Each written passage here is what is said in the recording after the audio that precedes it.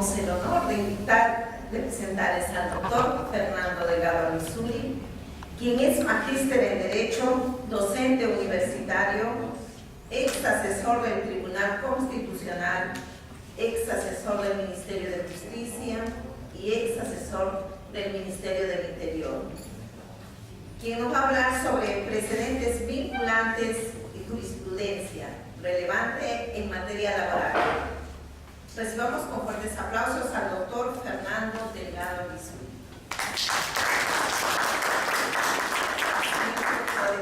Las preguntas, por favor, al final del tema. Y nos vamos de largo. Nos vamos de largo. Nos vamos de largo. Bueno, muy buenas noches. Buenas noches con todos.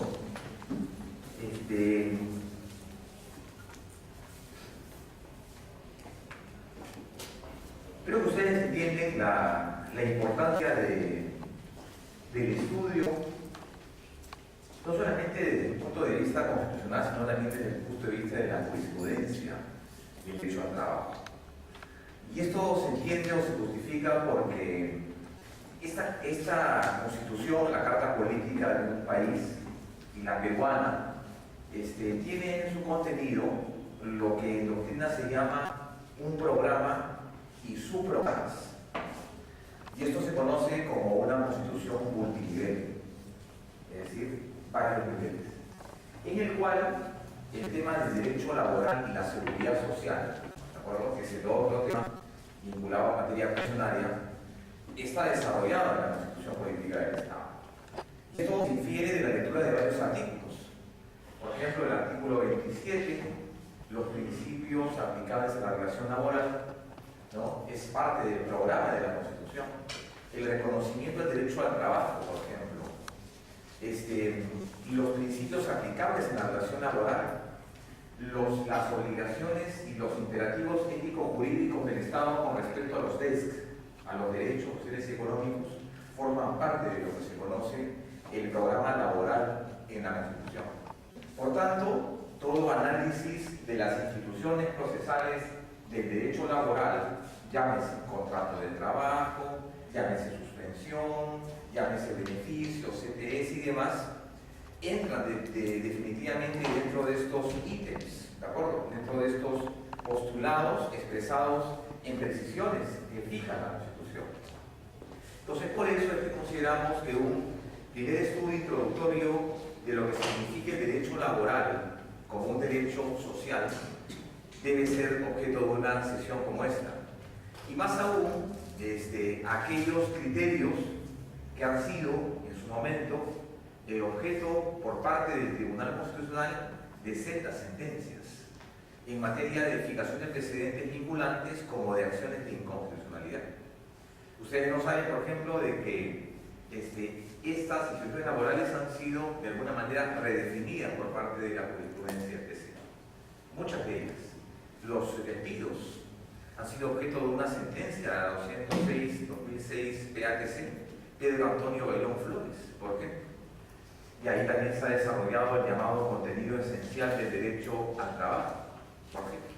El amparo residual que fuera desarrollado por la sentencia Llanos Huasco, por ejemplo, desde el año 2004, desarrolla el amparo laboral en materia opcional. La fijación de los devengados, por ejemplo, también ha sido objeto por parte del tribunal. Entonces, este órgano de interpretación de la Constitución ha tenido como virtud los últimos años, desde el 96 a la fecha, el resolver en casos de manera particular, me refiero a procesos de amparo y vía procesos de inconstitucionalidad, varias instituciones procesales en relación a este punto. Por lo que el día de hoy vamos a abordar eso. ¿Cuál es el criterio del tribunal intérprete de la Constitución, del que se me refiero, con respecto al derecho laboral, y cuáles son los principales precedentes vinculantes y la jurisprudencia aplicable al caso en concreto? Siempre se ha dicho que el estudio del precedente debe por lo menos fijar el estudio de las reglas jurídicas, a diferencia de la sentencia. Claro, un precedente, ¿qué cosa es? Una regla jurídica aplicable en un caso en concreto. Pero también es importante conocer las sentencias relevantes que han desarrollado casos en concreto. Por ejemplo, vamos a desarrollar los casos del CAS y la legislación de servir, que también fue objeto por parte del tribunal en 3 sentencias de acciones de inconstitucionalidad. Así que considero que está plenamente justificado que un diplomado que pretende abordar todas las cuestiones procesales en materia laboral y en derecho pensionario, en donde también hay un alto contenido de jurisprudencia, por lo menos dediquemos una sesión para establecer cuál es el programa de la Constitución con respecto al derecho laboral, ¿de acuerdo? Con respecto al derecho laboral. Un punto esencial en ese tema es que el tribunal los últimos años, desde el 96 y con mayor énfasis a partir del 2004, con la dación del presidente vinculante Pedro Antonio Baldón Flores, comienza a desarrollar lo que se llama una labor de concretización. ¿Qué significa esta labor? ¿Qué significa el término concretización? Ir de lo general a lo específico. Determinar en cada derecho fundamental la existencia de contenidos esenciales y contenidos no esenciales. ¿Qué significan estos contenidos? Es el núcleo duro, la esencia, el elemento protegido e indisponible al legislador. Entonces, antes de la jurisprudencia del Tribunal Constitucional, los derechos, al menos en la legislación peruana, tenían estos contenidos, pero no habían sido debidamente descubiertos o desarrollados. A partir de la jurisprudencia, los derechos, al menos los derechos terminados en el artículo 2, ya tienen o ya cuentan con contenidos esenciales. ¿Y por qué está esta labor de determinar estos contenidos, que siempre se hacen en abstracto y en concreto? Es importante porque estos derechos siempre están vinculados con otros, a veces del mismo nivel o en algunos casos de distinta jerarquía. Entonces es importante determinar este llamado contenido esencial o núcleo duro. Y en materia laboral el tribunal lo ha desarrollado, ya que está el criterio incluido, digamos, dentro de la jurisprudencia. El contenido esencial del derecho al trabajo significa 2 aspectos. ¿Cuál es? El primer aspecto es el contenido esencialmente protegido, o también llamado el contenido esencial. Es aquella parte del derecho al trabajo que debe ser garantizada en una sede extraordinaria, llámese una sede protegida vía un proceso de amparo, un contenido constitucional. Este contenido constitucional, entonces, además significa un límite al legislador. Significan también imperativos ético-jurídicos de cumplimiento obligatorio. Este contenido esencial, aparte, debe ser siempre visto en un proceso de amparo constitucional. O sea, no solamente establece los contenidos de derechos, sino también establece la vía en la cual se va a proteger este derecho. La vía constitucional versus la vía ordinaria, es decir, la vía procesal. ¿Y cuál es este primer contenido del derecho al trabajo? El derecho de un ciudadano o de un trabajador de no ser despedido, ¿de acuerdo? De contar con las garantías debidas que le permitan una estabilidad, no absoluta, sino relativa. Este contenido esencial también está vinculado al derecho fundamental del individuo a tener esta opción de realizar una actividad física, mental, evidentemente regulada y bajo determinadas condiciones, que es lo que se conoce como la actividad laboral. Entonces, el primer contenido protegido por la jurisprudencia del tribunal es este llamado contenido esencial. Pero además también está el derecho de acceder a un puesto laboral. Claro, en las condiciones y exigencias que el perfil establezca. Y además mantenerse en él. Y también tener una suerte de progresión en la carrera. Este derecho, además, si ustedes recuerdan, está contenido en la 276.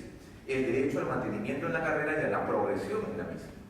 Entonces esto se llama el contenido esencial, por eso se dice el derecho a acceder a un puesto de trabajo y por otro el derecho a no ser despedido sino por causa justa. Pero también en la lógica del tribunal dice, bueno, estos contenidos esenciales o contenidos duros, ¿no?, deben gozar por lo menos de una serie de mecanismos procesales idóneos para su defensa. Este primer contenido está claramente vinculado con el artículo 27.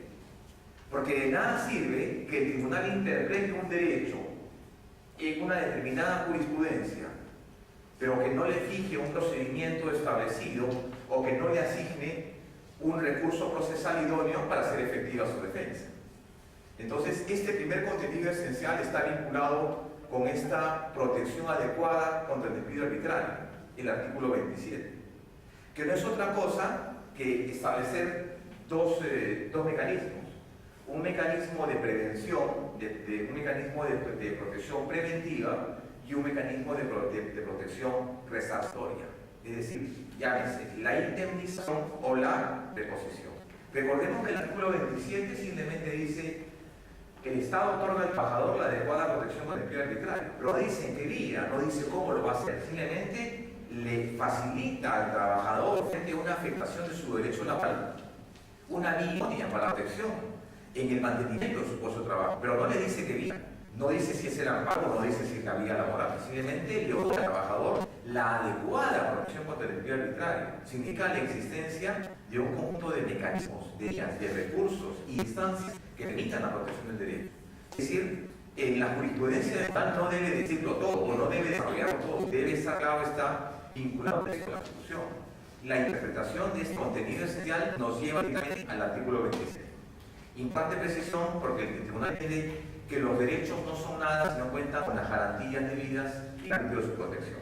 ¿De acuerdo? Pero así como existe un contenido esencial, también existe un contenido no esencial, ¿no? No existiría un contenido esencial si existiera un contenido no esencial. Este segundo contenido es siempre un contenido, digamos, sometido a lo del legislador. Si el primero significaba un límite, este contenido esencial sí es toda una afectación. Este contenido es un contenido regulado por el efecto de la ley. Es un contenido que puede ser, digamos, afectado, porque es un contenido no esencial. Y eso el tribunal llama, digamos, la parte procesal del derecho al trabajo.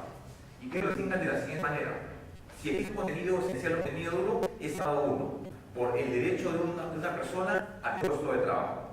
Y eso está vinculado con ¿qué? Con el elemento de la dignidad, debidamente protegido y cautelado. Pero hay contornos del derecho en los cuales sí pueden ser afectados, ¿no? ¿Y cuáles son esos derechos que deben ser en su sentido nadie? Por ejemplo, el tema de las gratificaciones, de vengados, licencias, vacaciones, ¿qué más? CTS. ¿De acuerdo? Otro tipo de reconocimientos, desplazamientos, rotaciones, ¿de acuerdo? Todos los temas que no tienen directamente que ver con el contenido esencial es, digamos, por exclusión, contenidos del elemento no esencial. Estos temas en los cuales se requiere una actuación probatoria deben ser vistos en sede ordinaria o en sede procesal. ¿De acuerdo? ¿Queda claro entonces? Primer contenido, contenido esencial. Segundo contenido, contenido no esencial. Y el contenido no esencial es visto en sede procesal laboral. ¿Por caso uno, por la ausencia de etapa probatoria, porque efectivamente estos derechos nacen de la ley, no nacen en la Constitución. Tienen un origen legal, más no constitucional. La CTS, la gratificación, remuneración y demás, tienen un tipo legal, más no constitucional. Pero además también, en jurisprudencia podemos encontrar que el derecho al trabajo tiene un contenido positivo y un contenido negativo, que es parte de estos contenidos propios. El contenido positivo se llama la faz positiva del derecho al trabajo, es decir, es un conjunto de presiones, procesos que permitan que el trabajador pueda votar libremente, sin la amenaza de un despido, y con ello la desprotección de ese derecho al trabajo, en tanto y en cuanto exista la idoneidad, ¿no? ¿Sí? En tanto y en cuanto exista la idoneidad. Entonces, esta expresión se conoce como derecho positivo, derecho a eso. Yo tengo el derecho a trabajar, pero también el tribunal reconoce que existe derecho a trabajar, ¿no? Nadie puede obligar que la ley lo establece. Y ese orden de cosas comienzan a llamados derechos faz negativa y faz positiva. Por ejemplo, el derecho de negociación, de asociación, por ejemplo, de sindicación. Un trabajador tiene el derecho a sindicarse, pero también un trabajador tiene derecho no sindicarse.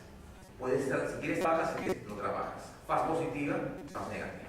Pero debe quedar claro ese primer elemento, el contenido esencial del derecho laboral, desarrollado regularmente en la sentencia 206-2005 PATC Pedro Antonio Bailón. ¿De acuerdo?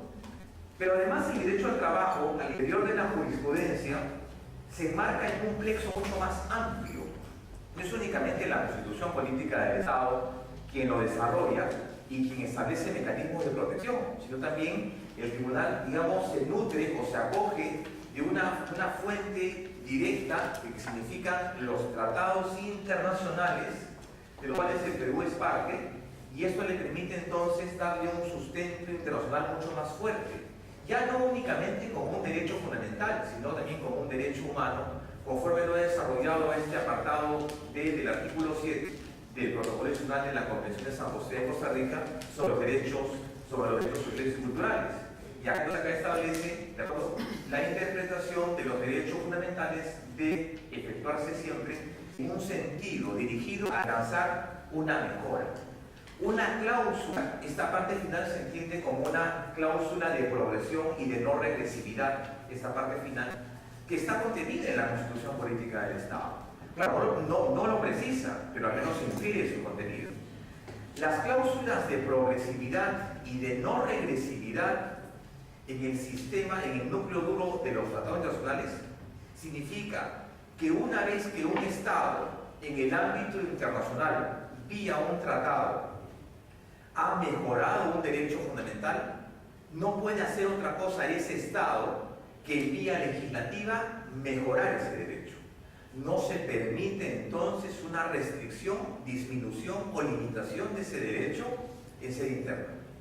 Por lo tanto, todo beneficio, toda mejora que hace el Estado de este derecho al trabajo debe ser toda modificación del derecho al trabajo siempre debe ser en el ámbito de la mejora. ¿Y dónde encontramos en la Constitución? En varias disposiciones. Por ejemplo, un elemento del derecho al trabajo importante es el derecho societario, que dice, hay una disposición en la Constitución que dice que el Estado garantiza el pago oportuno de las pensiones y el incremento de las mismas, dentro de obviamente una capacidad presupuestaria. Entiende que el derecho a la pensión forma parte, una vez culminado el derecho laboral.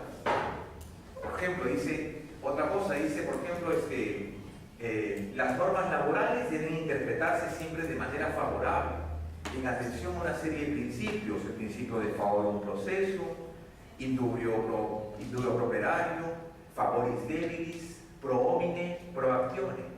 Esos principios que dicen, que rezan, dice, la duda que favorece al trabajador. Las normas procesales, las normas laborales deben interpretarse siempre en beneficio del trabajador. Entonces, estos textos de interpretación son importantes porque les da a una interpretación ordinaria laboral un mayor sujeto, sometido y vinculado a las normas de carácter internacional. Bueno, y además de esta norma del Protocolo Adicional, también pues están las otras normas de derecho duro, ¿no? La Declaración Universal de Derechos del Hombre Ciudadano, ¿no? Las Naciones Unidas que habla acerca de los derechos laborales, y también, claro está, las normas relativas a la relación laboral en la OIT, también un tratado internacional que desarrolla al respecto del derecho de trabajo. Pero además también este derecho no sería un derecho fundamental si no cuenta pues con estos mecanismos idóneos de protección. Por lo tanto, por ejemplo, la Constitución Política, sus artículos 2.15, 10, 11, 22 y 29 establece un conjunto de garantías, de principios y garantías que deben protegerse en la relación laboral. ¿Y cuáles son estos principios? ¿Cuáles son estos principios? Por ejemplo, uno de ellos lo señalamos, la adecuada protección contra el despido arbitrario. Por ejemplo, el respeto de los derechos adquiridos, ¿no?, de los trabajadores, otro elemento importante. O por ejemplo, el derecho a la sindicación, también. El derecho a una remuneración justa. El derecho a no ser despedido por causa de participar, de formar parte en una actividad sindical, además protegido por normas nacionales. Es decir, encontramos efectivamente en el marco de la Constitución, ya sea como derecho, ya sea como principio, ya sea simplemente como una cláusula de progresividad, una serie de referencias que abonan a esta afirmación. El derecho al trabajo es un derecho fundamental. ¿Por qué? Porque requiere por parte del Estado un mayor nivel de protección y aparte requiere para su ejecución y vigencia capacidad presupuestaria, una implementación de tipo económico. Entonces, ahí encontramos estos mecanismos de protección. Claro está, el más importante es el llamado artículo 27, ¿no?, esta tutela indemnizatoria con la tutela de reposición. Tiene además un necesario régimen de un tratamiento diferenciado. ¿A qué me refiero con esto? Cuando hablamos de este tratamiento diferenciado, quiero citar el caso, por ejemplo, el caso que bueno, ya tiene muchos años en la jurisprudencia, el caso del CAS. No, solamente lo voy a señalar como una referencia. Mucho se discutía cuando entra en vigencia el CAS, el decreto legislativo E57, ¿por qué se aprobó? ¿Por qué el Estado peruano implementa un régimen laboral que, dicho sea de paso, lo que hacía era pauperizaba la relación laboral, ¿no? En el sentido de que crea un régimen especial cuando ya existía un régimen de contratación del Estado en el régimen privado y en el régimen público, pero con las mismas labores, pero con menores contenidos. Entonces la pregunta es, ¿y por qué lo crea el Estado? Lo crea por una necesidad social, más no jurídica. Sí, ¿y por qué en su momento el Tribunal Constitucional dice que el CAS es constitucional? ¿Por qué? Porque establece que este régimen del CAS, Decreto Legislativo 57, tiene un tratamiento mejor que las normas anteriores. Llámese el régimen de locación de servicio, ¿no? Que no tenía vacaciones, no teníamos una serie de beneficios, y aparte, digamos, comparativamente en el ámbito de derechos, era un régimen evidentemente pauperizador de la relación laboral, ¿no es así? Entonces el tribunal dice, bueno, como esta norma mejora el elemento del derecho, voy a considerarla que es entonces constitucional y con esto valido su existencia. Entonces, requiere un tratamiento evidentemente diferenciado por parte de la legislación. Y acá entonces, por ejemplo, acá nos referimos a estas dos normas, ¿no? Al 26728, ¿de acuerdo? Normas marco en el régimen público y en el régimen privado, ¿de acuerdo? Entonces, el derecho laboral significa un régimen eminentemente diferenciado. Este artículo 27, que la verdad me parece sumamente interesante y aparte poco entendido porque más allá de la presencia de la Constitución, solamente recuerdo una sola sentencia de la jurisprudencia del TC, que es la sentencia Llanos Vasco, Eusebio Llanos Vasco, y indirectamente, muchos años después, la sentencia 206-2005 PATC Pedro Antonio Bayrón Flores. Vean, ¿qué dice el artículo 27? La ley otorga al trabajador adecuada protección contra el despido arbitrario, ¿de acuerdo? La ley otorga al trabajador una adecuada protección contra el despido arbitrario, pero no le dice de qué forma, no le dice en qué vía. Vía ordinaria, vía constitucional, vía procesal. ¿De qué manera te protege el Estado? ¿De qué manera te protege el Estado contra un despido arbitrario? Únicamente será arbitrario, ¿y qué pasa si es un despido nulo? Es un despido fraudulento, es un despido incausado. El término despido arbitrario significa, de acuerdo a la jurisprudencia, un despido en el cual hay un exceso de poder. Pero el término arbitrario, a criterio del propio tribunal, incorpora los tres supuestos de más, ¿de acuerdo? O sea, incausado, fraudulento y despido nulo. Pero no dice cómo, no dice de qué manera. Entonces se entiende que esta disposición forma parte de lo que se llama el bloque de constitucionalidad. El bloque de constitucionalidad. Conforman este bloque de constitucionalidad, en primer término, las leyes orgánicas. Segundo término, los tratados de derechos humanos. Y en tercer término, las proscripciones contenidas en las leyes de desarrollo constitucional. Repito, las proscripciones contenidas en leyes de desarrollo constitucional. La 276 y la 728 son leyes que se encuentran contenidas en este bloque, normas del bloque de constitucionalidad. ¿Por qué? Porque su vigencia lo que hacen es implementar y garantizar la defensa de derechos laborales. Si una norma directamente optimiza y desarrolla un derecho fundamental, es una norma de desarrollo constitucional. Entonces, por lo tanto, no requiere que la propia Constitución diga cómo debe hacerse efectivo. Se entiende que una norma de menor jerarquía establecerá en determinado régimen público, régimen privado, mecanismos para su protección. En el caso de la 276, ¿cómo se hace efectiva esta protección contra el despido arbitrario? ¿Cómo se hace? 276. Se hace mediante lo que está contenido en la 00590 PCM, esto que se llama el procedimiento administrativo disciplinario, ¿no? La conformación de una comisión tripartita, un representante del empleador, un representante del Tribunal del Pliego y un representante, de los empleados y un representante de recursos humanos. Conforman una comisión, inician ¿qué cosa? Un procedimiento administrativo disciplinario. Y ahí que tiene que evaluarse la tipicidad del elemento, una frase escrita, una frase oral y además una imputación objetiva sobre la conducta.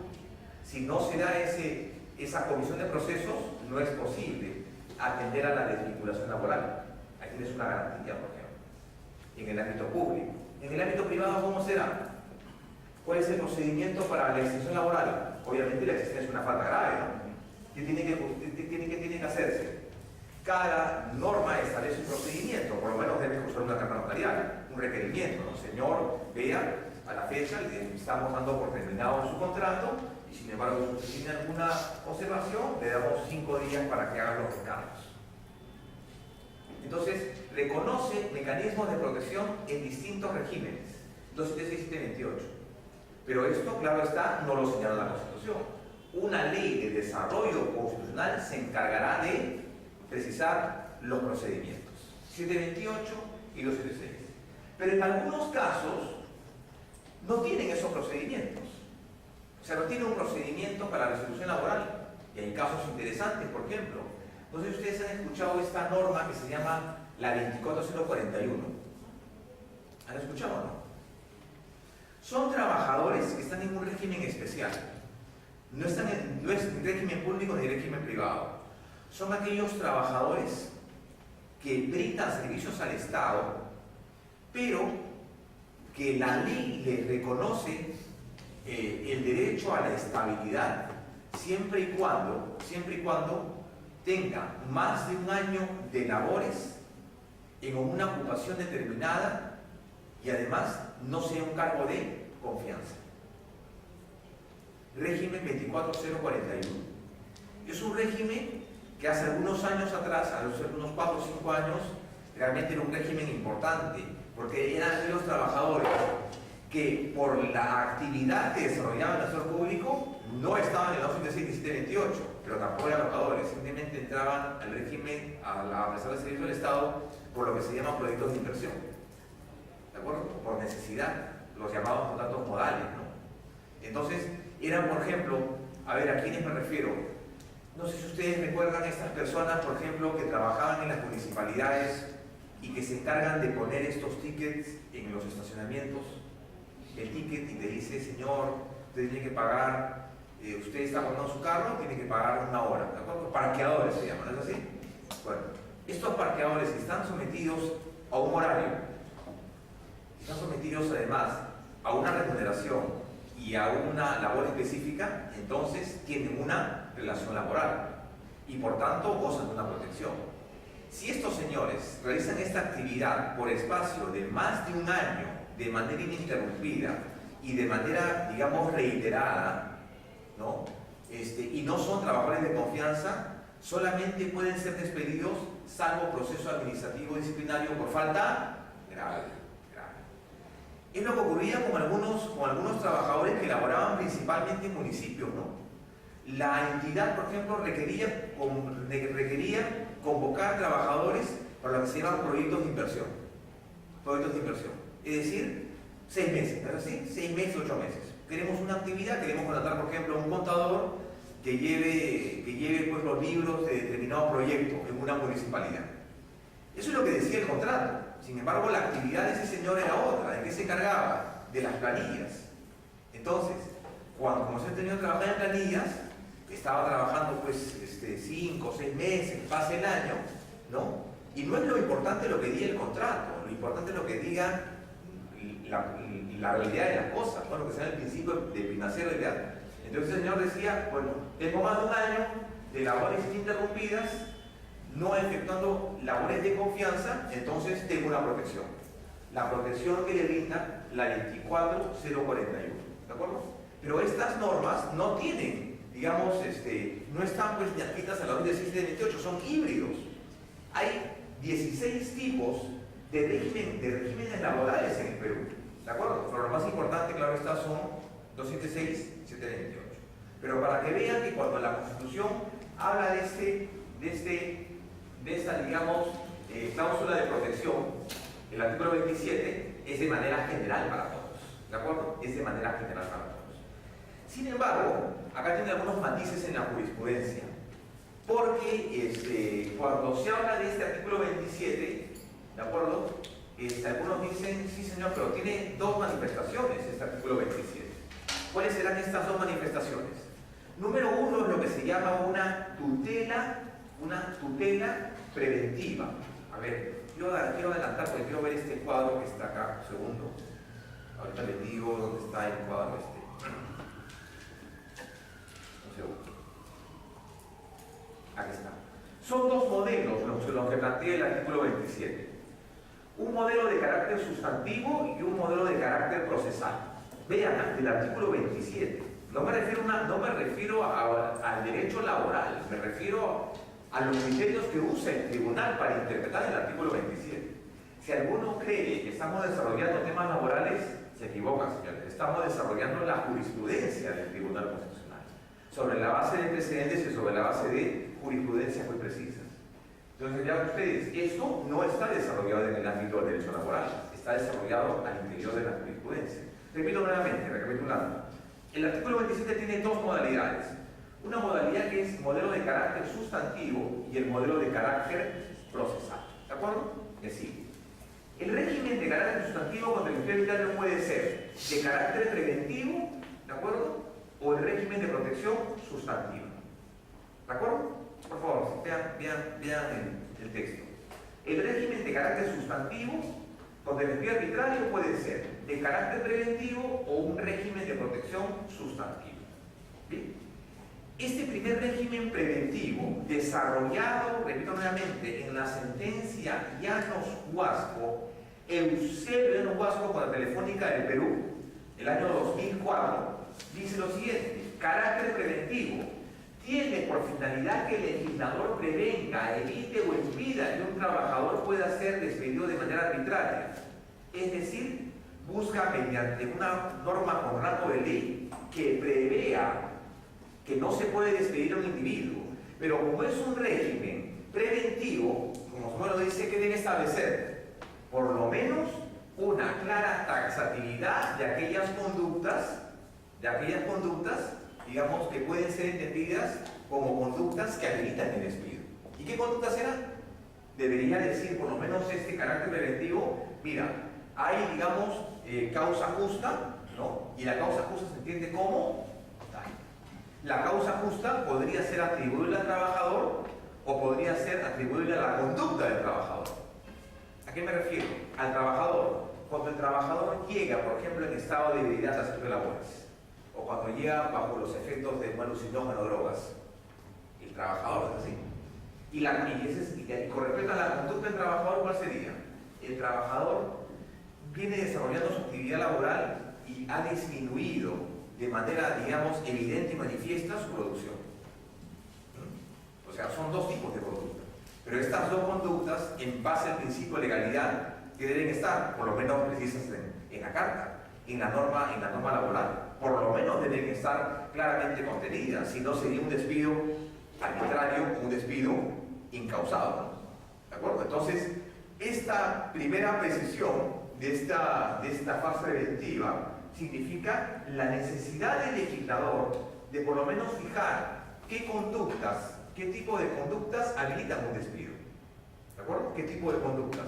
¿A modo de qué? Despido nulo, arbitrario, fraudulento, incausado y determinada lo que se llama además la causa justa, ¿no? La causa justa. Y todo eso debe estar contenido en la norma.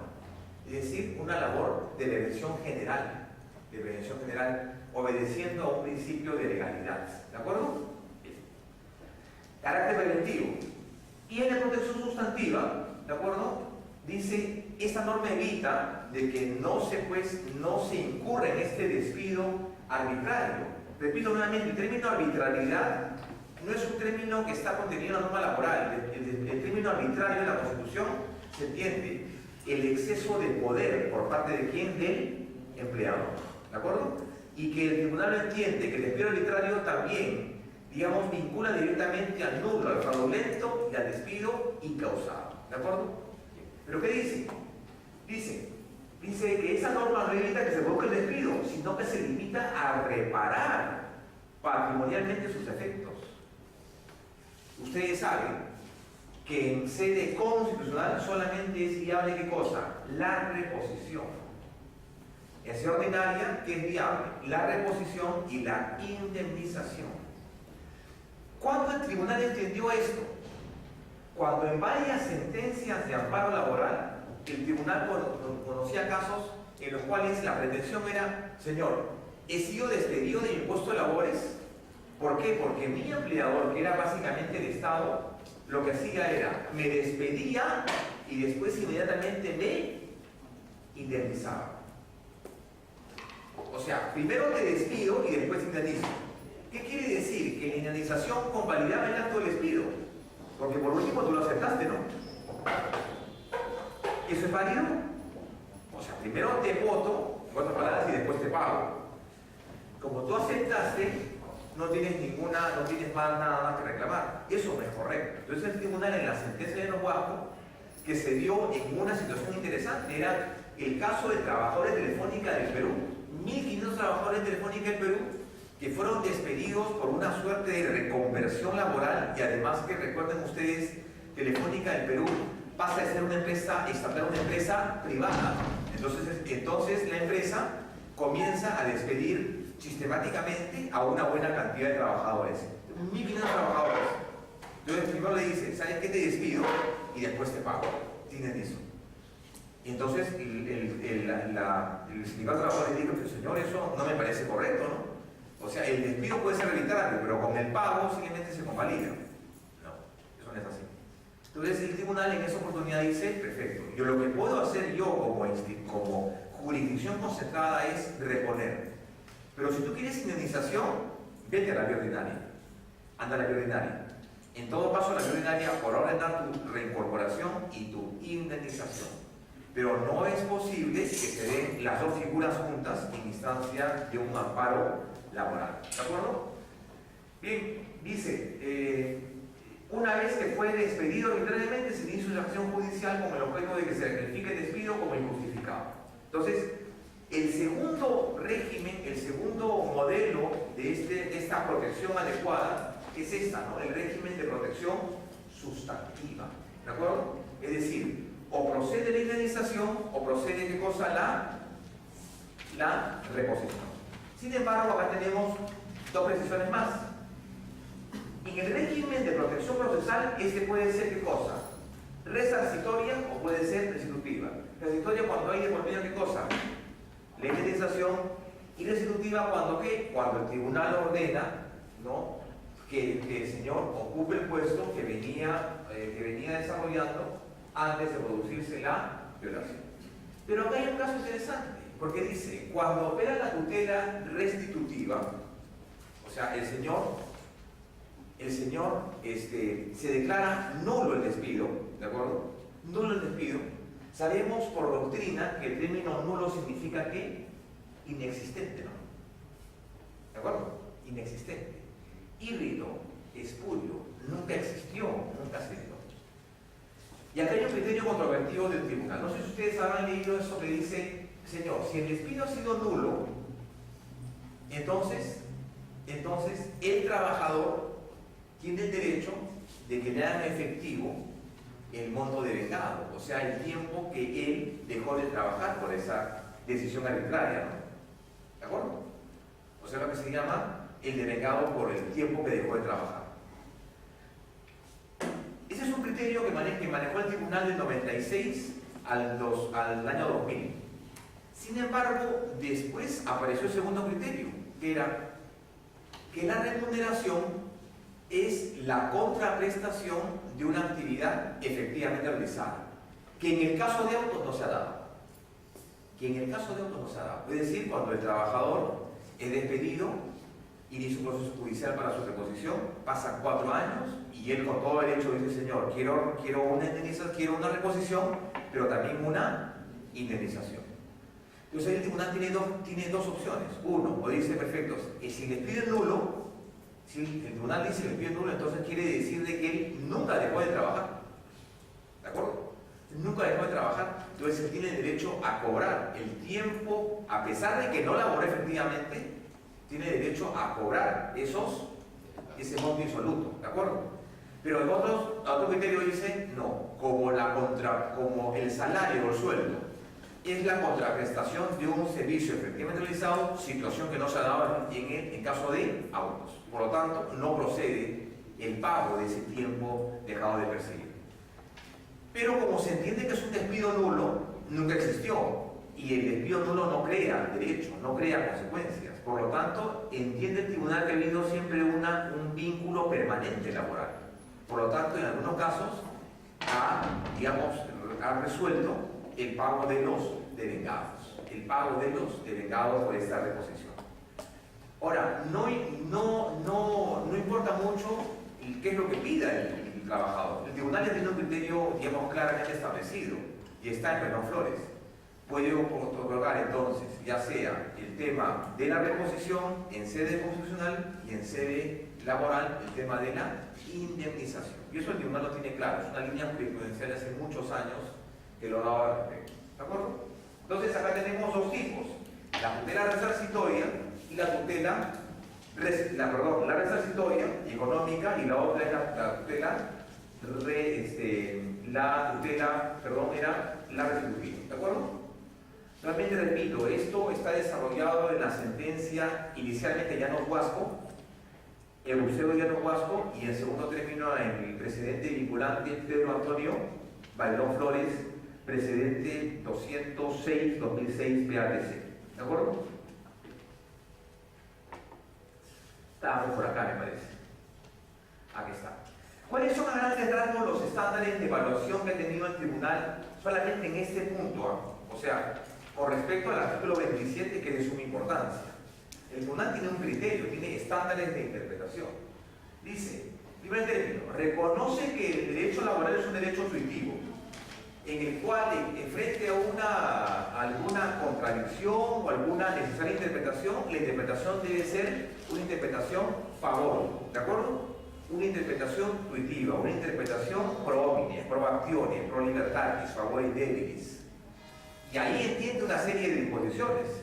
El solo hecho, por ejemplo, que diga la inversión de la carga de la prueba es una clara muestra del principio de favore debilis.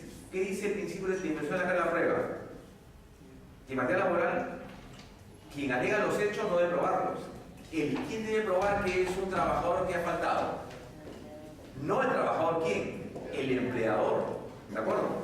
Es otra cosa que eso es una interpretación del principio a favor de un proceso pro actione, pro operario y el principio de igualdad de armas. ¿De acuerdo? ¿Quién debe probar? El empleador, que el trabajador es un trabajador deficiente, es un trabajador incumplido, no es quien alega los hechos, como se maneja en materia procesal clásica, ¿no? Las normas laborales deben interpretarse de manera que favorezcan al trabajador. El legislador está en la obligación de suplir los vacíos normativos y legislativos que vulneren los derechos laborales. ¿De acuerdo?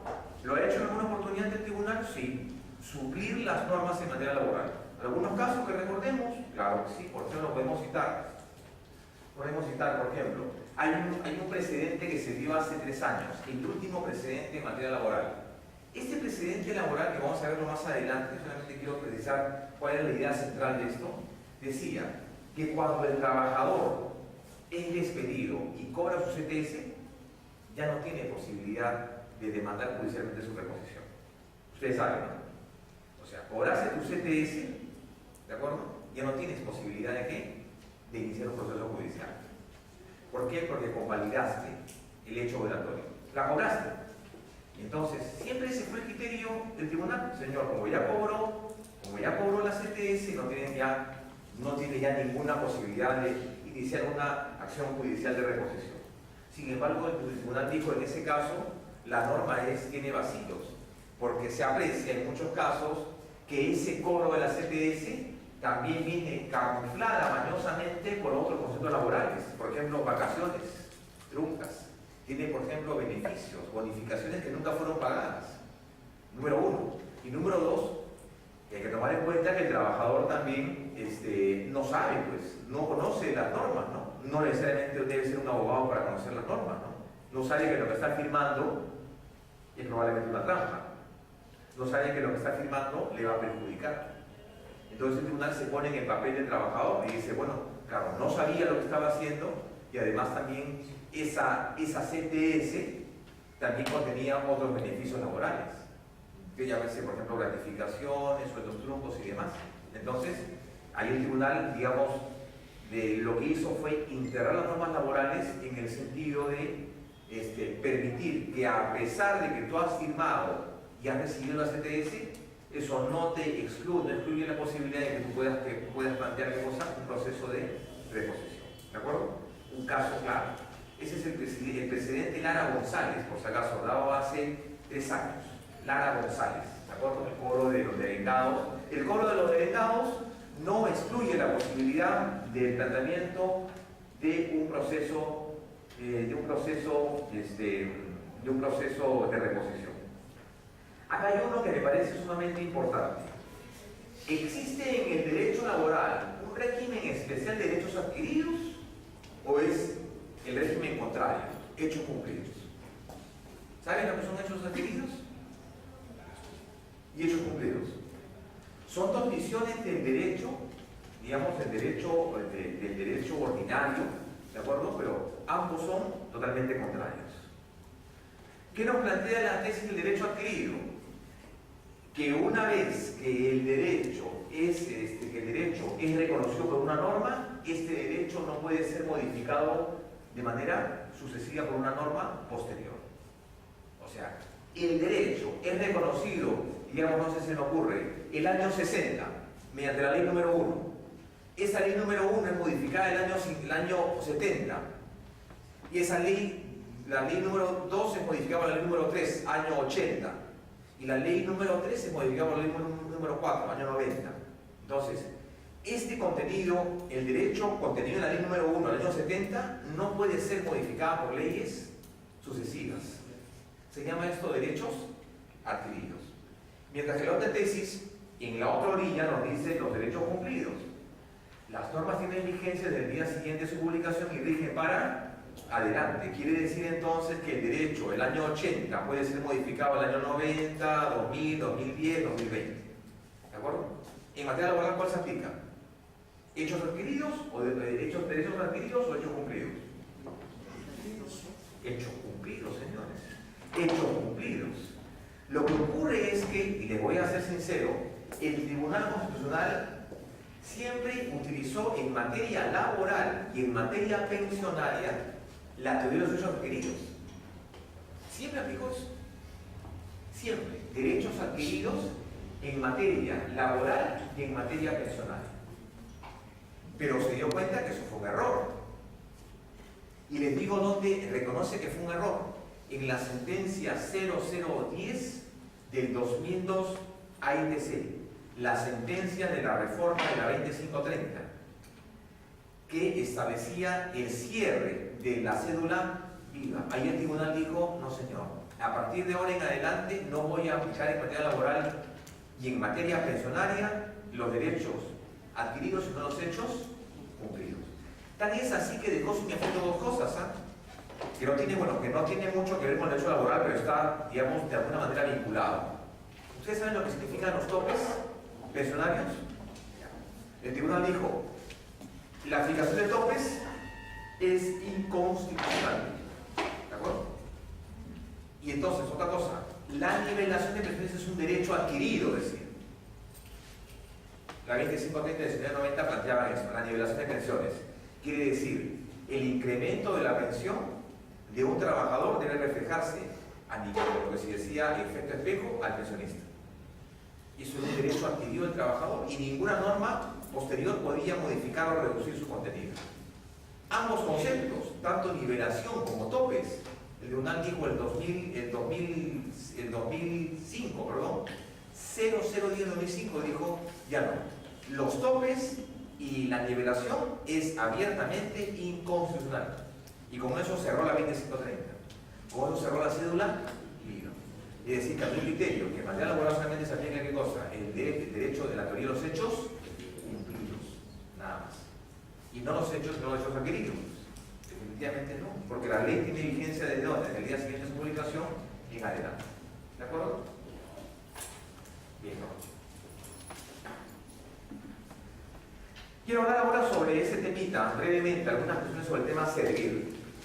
Ustedes saben que el caso servir establece pues un régimen especial sobre la base de una política de meritocracia, ¿no? De meritocracia. Es un régimen que tiene, es un régimen laboral que tiene además una progresión en la carrera. Es un régimen que tiene, al estar, esta es la ley, la 3057, ¿de acuerdo? Identificamos un conjunto de reformas en el ámbito laboral, pero principalmente el hecho de establecer un nuevo régimen laboral en base a la meritocracia. El tribunal conoce 3 acciones de inconstitucionalidad de este libro. 3, ¿de acuerdo? Y hay una todavía pendiente de la solución, ¿de acuerdo? Hay 3.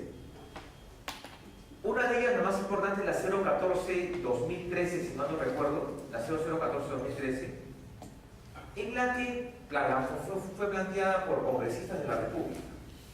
Pero en esa sentencia en especial, el tribunal, pues, ya con el criterio jurisprudencial desarrollado en el caso CAS, casos anteriores, digamos, se pronuncia. ¿Qué es lo relevante de la ley servir? ¿Qué es esto? La inconstitucionalidad con respecto, la declaración del tribunal en relación que si la norma es o no constitucional con relación a esto, que es, digamos, lo más controvertido, ¿no? En relación al traslado de un régimen a otro y la pérdida de beneficios. Les explico. La ley servir lo que establecía era un régimen especial al cual podían acudir cualquier trabajador público, ¿no? Ya sea CAS, ya sea 728 y 276, ¿de acuerdo? Pero la ley establecía que por una decisión voluntaria el trabajador renunciaba a su derecho, a su condición, y entonces se sometía a un proceso, a este régimen de manera voluntaria, y era sometido a un proceso de 3 meses, un periodo de prueba de 3 meses. Pero para que proceda esta reincorporación en este nuevo régimen, ¿qué tenía que hacer el trabajador? Textualmente decía, el empleador tiene que hacer ¿qué cosa? Una liquidación. ¿De acuerdo? Liquidación. Quiere decir que el trabajador comienza desde cero. Entonces yo no entiendo cuál es la finalidad, o sea, cuál es el criterio del tribunal que dice, señor, si antes había el criterio de los derechos adquiridos de los trabajadores, al menos ese derecho adquirido o reconocido le va a servir para el cobro de su pensión. Número 1. Y además para la acumulación del tiempo de servicio. Sin embargo, la ley decía, no, liquidamos y comenzamos desde cero. O sea, como si fuera nuevecito, pues. ¿De acuerdo? Entonces, el tribunal dijo al respecto lo siguiente. ¿Qué decía la ley? El principio de renunciabilidad de derechos, artículo 26 de la Constitución, supone la imposibilidad de que los trabajadores renuncien por su propia condición, por su decisión en los derechos laborales que la Constitución y la ley reconocen. Fundamento 008-2005. En esa misma línea se ha establecido una sucesión normativa laboral, quiere decir el cambio, ¿no? Digamos, si eres CAS 57, entras al régimen servir. Sucesión normativa, dice. No puede ser considerada per se como una vulneración de este principio, pues tan solo constituye la ejercicio de la función legislativa. O sea, no dice que el hecho de que tú cambies de un régimen a otro, el tribunal dice, señor, es una sucesión normativa, pero en el fondo estás renunciando a tus derechos. Esa es, digamos, una parte de la demanda, que en ese extremo, debo precisar, el tribunal dijo que era constitucional. Quiere decir que no la rechazó. Todo lo contrario, la aprobó. Pero el segundo párrafo sí. El segundo párrafo sí fue objeto de un conocimiento por parte de TC. ¿Y cuál era este? esta presunta renuncia de los derechos colectivos de los trabajadores que opte por el traslado literal de la novena disposición, quiere decir los que renuncien a su régimen anterior y entran al régimen de servir, se refiere, ¿no? Perteneciente a un régimen laboral previo, decide voluntariamente acogerse a este nuevo régimen. La ley de servir no está disponiendo de ningún derecho vigente, por el contrario se configura una sucesión normativa de los trabajadores. Por esa razón dice, el régimen de servir en ese extremo es constitucional. Sin embargo, la ley tenía una precisión que a nuestro entender era totalmente violatoria. Decía lo siguiente: bueno, ¿qué pasa cuando el trabajador asume esta decisión voluntaria, claro está, de ir a este régimen de servir? Perfecto. Pasa por un periodo de ¿cuánto? 3 meses. Si en los 3 meses el trabajador es aprobado, entonces se reincorpora al régimen de servir. ¿De acuerdo? Pero si el trabajador es desaprobado por una evaluación dirigida por su superior jefe directo, el trabajador queda absolutamente, literalmente, fuera de la institución. O sea, no hay ninguna posibilidad que regrese a su régimen anterior, porque ya renunció. O sea, queda automáticamente separado. La ley decía que una vez que el trabajador estaba en esta condición, no podía plantear ningún recurso en sede judicial. ¿De acuerdo? Ningún recurso en sede judicial. Ahora, no hacía ninguna petición al amparo, ¿no? O sea, no había ninguna posición que dijese que está imposibilitado a meter un amparo contra. Simplemente decía, no puede iniciar ningún mecanismo procesal en el ámbito judicial. El tribunal dijo, no, un momentito, ¿cómo le vamos a prohibir, señor? No hay ninguna razón por la cual se le tenga que prohibir a un trabajador el acudir a la sede ordinaria para obtener su derecho. Eso va en contra del 139 y de los principios elementales en materia laboral. ¿De acuerdo? En ese extremo, entonces, ¿qué dijo el tribunal? Efectivamente, acá está. Dice, sobre la ejecutabilidad de decisión judicial por su traslado. Y este es el fundamento, realmente 7 de la STC, esta sentencia que dice: nuestra Constitución, de acuerdo al principio de separación de poderes, y se rige de acuerdo al principio de separación de poderes, ¿no? Dentro de esa forma de consejo de organización, el Estado reconoce que la función judicial merece una especial atención. ¿Dónde está el criterio ese? Está. ¿Dónde está? Perdón. Bien, entonces, ¿qué dice el tribunal al respecto? Dice, no, tiene todo el derecho a obtenerlo judicialmente. En ese extremo, ¿qué es lo que dice el tribunal? Que la norma es inconstitucional y entonces simplemente la expulsa del ordenamiento. A la fecha, hay una lectura interesante, ¿no? Recordemos que el tribunal en este caso sería juez y parte, por una sencilla razón, porque el tribunal también está dentro del régimen de servir. Así que no sabemos, esperemos que como el próximo gobierno y el tribunal, digamos, opte por declarar que toda la norma es constitucional, posiblemente la convalida. Si la convalida, entonces estaría de alguna manera vulnerando una serie de principios. ¿A qué me refiero? Recordemos que que no hay ninguna razón objetiva para incluir y desafectar instituciones. Porque las instituciones que se han desafectado en este régimen son varias, tipo SUNAT, por ejemplo, y otra ha sido SUNAT, me recuerdo, y la otra ha sido SUNAT, por ejemplo. Y por ejemplo se incluyó el Poder Judicial en este régimen. Y el Congreso se lo retiró de ese régimen. Entonces hay algunas instituciones que de alguna manera han sido incluidas sin ninguna razón y otras excluidas también sin ninguna justificación. Porque yo entiendo, ¿por qué incluir al Ministerio Público? ¿Por qué incluir el Poder Judicial? Porque el Poder Judicial es un poder del Estado y requiere un ámbito de tecnificación y especialización, al igual que el Ministerio Público, ¿no?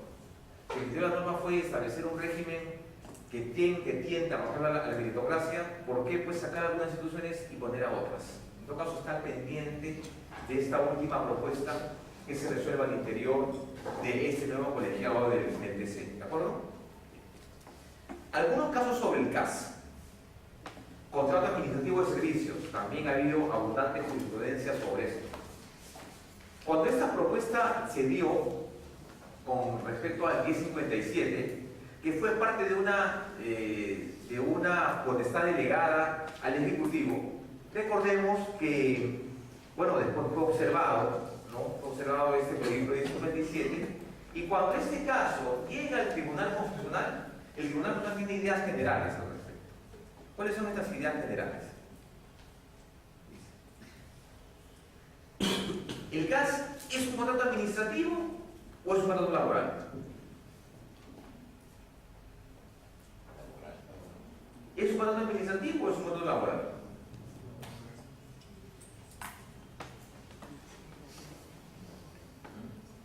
Laboral, por más que diga que es administrativo. Cuando estamos frente a un contrato administrativo,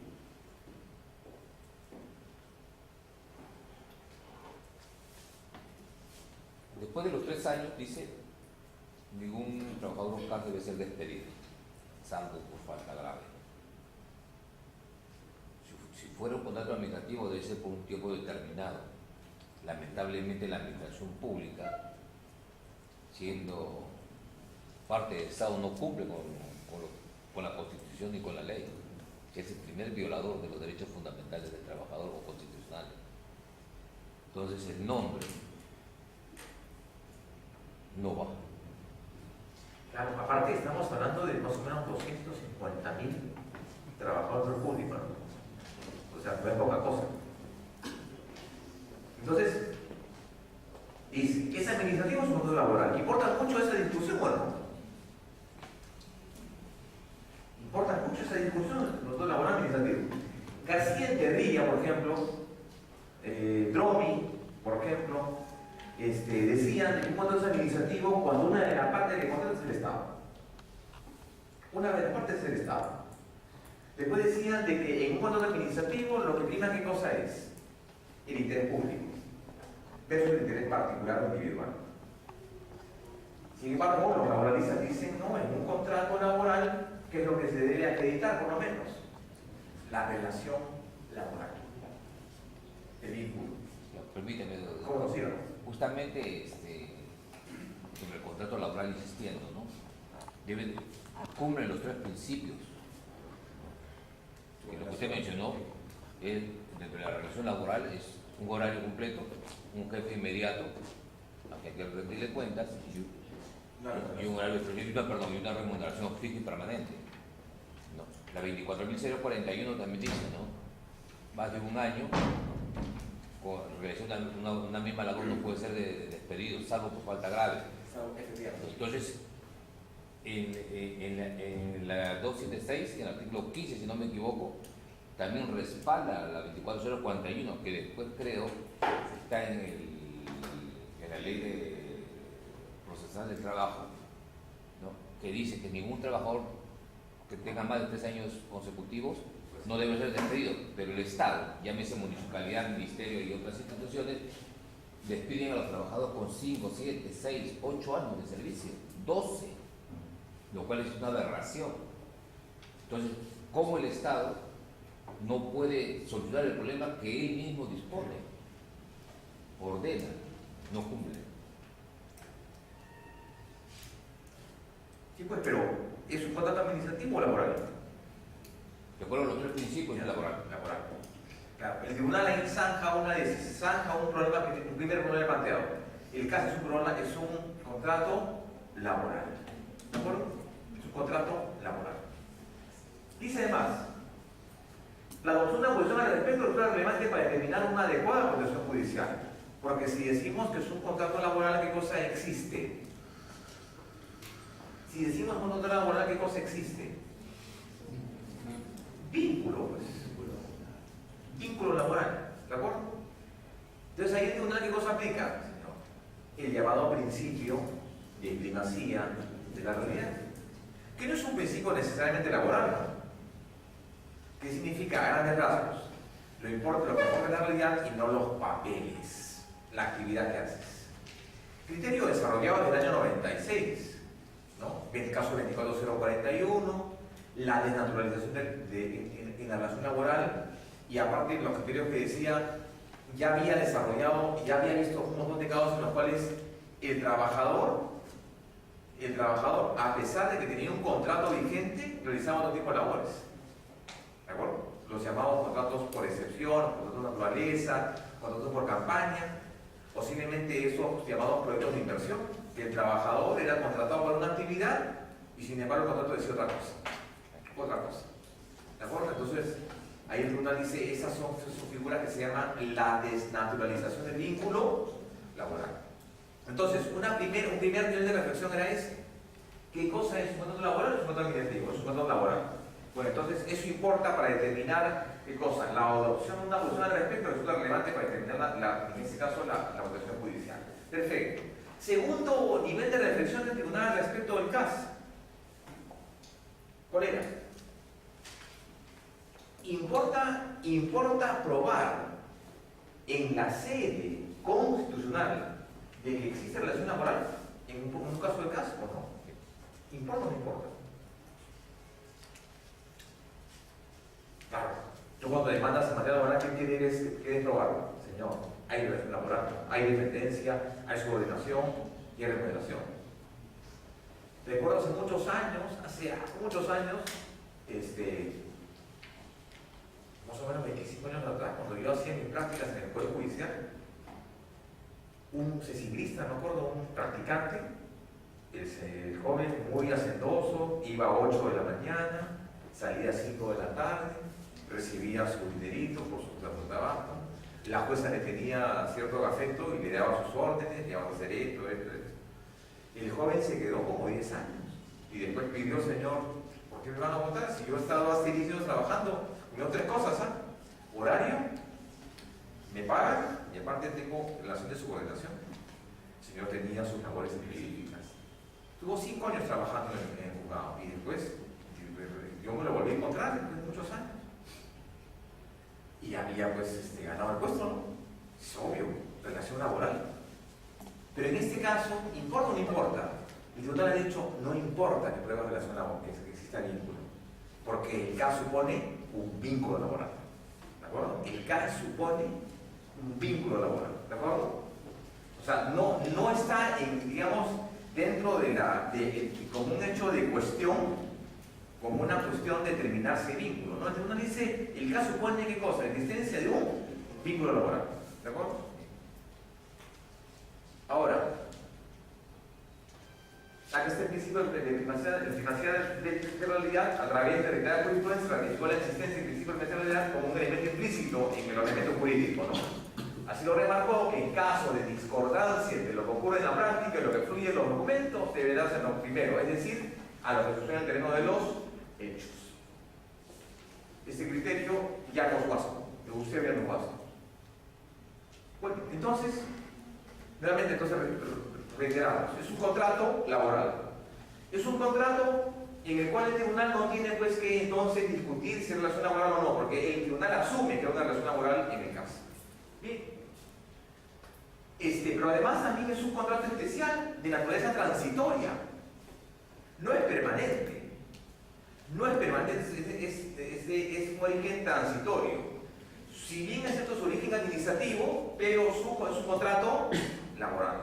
Bien, el tribunal entiende además de que otro criterio orientador es que este es un problema no jurídico, no es un problema político, no es un problema laboral, es un problema social. Y entonces, él dice, si es un problema social, entonces, yo no puedo declarar que el CAS es inconstitucional. No puedo hacerlo. Y aunque lo fuera, no podría hacerlo. Porque el tribunal aplicó el principio de previsión de consecuencias necesarias. Quiere decir, anticipó los resultados de una declaración, de una certera declaración de inconstitucionalidad, lo que hubiera tenido como consecuencia que la norma se expulse y deje sin efecto los 250.000 contratos de trabajadores. Entonces dijo, yo no puedo hacer eso. Lo que tengo que hacer es usar otro criterio para interpretar. ¿Y cuál fue? El que le diga su plato, ¿no? Si tengo 2 regímenes y los 2 trabajadores hacen lo mismo, imaginen ustedes en una institución del Estado. Tengo un trabajador de 57 y un trabajador 728. Los 2 trabajadores me hacen lo mismo. Los 2 me hacen lo mismo. Los 2 son abogados, tienen 5 años de experiencia, tienen cargo de magíster. Y los 2 tienen el mismo tiempo. Pero este gana menos que el otro. Ese señor tiene vacaciones, el otro no. El otro, bueno, ya tiene vacaciones, pero este señor tiene CTS, tiene seguro y demás. En cambio, el otro trabajador hace el mismo trabajo, pero tiene otro régimen pauperizado.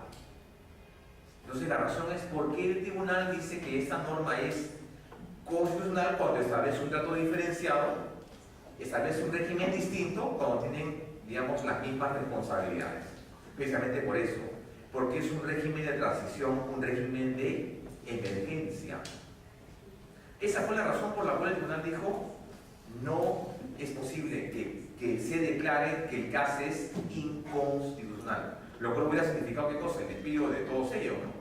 Definitivamente, ¿no? Un daño realmente bastante complicado, ¿no? Aquí quiero presentar tres situaciones del CAS, tres criterios aclarados sobre el CAS. Aunque yo sé que los jueces de provincia hacen lo que les da la gana últimamente. Yo a veces converso con jueces de provincia y me dice: doctor, han ordenado la reposición de un CAS. Sí, ¿dónde? En Juzgado de Huancavelica, en donde, en varios sitios.